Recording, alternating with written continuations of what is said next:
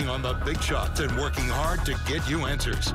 8 on your sides, Mark Douglas investigates.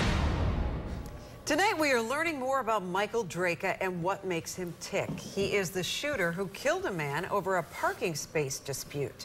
The Pinellas Sheriff's Office has released more than 400 pages of records, shedding new light on the shooting and the shooter. For example, we now know that Michael Draka was taking 2 mood-altering prescriptions at the time of that shooting.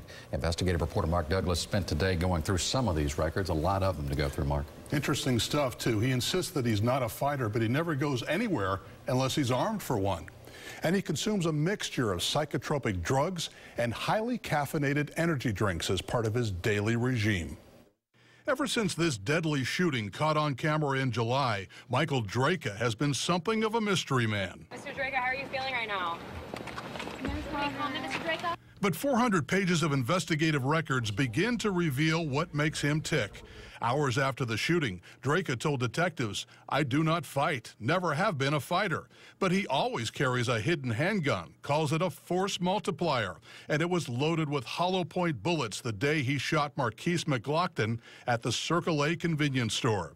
Draka told detectives he makes daily trips to the Circle A to buy 2 White Monster high-energy drinks. The store owner claims Draka usually buys 4 a day. Cigarettes and the Monster drink, that's all he buys.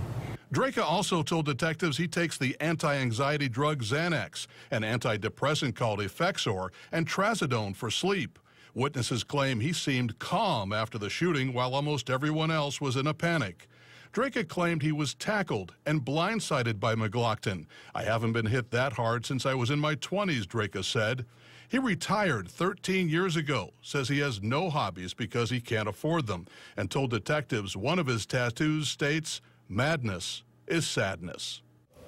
When detectives asked Draka if he just sat around every day since he's unemployed, he told them he was currently packing to move away.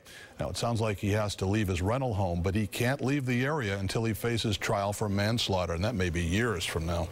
And I know McLaughlin's girlfriend, turns out, in all these 400 pages, had a lot of interesting things to say to detectives herself. Well, you know, obviously she was highly emotional at the shooting scene right afterward, but she told detectives, actually she asked one of the detectives if she could have his gun because she wanted to shoot Draka.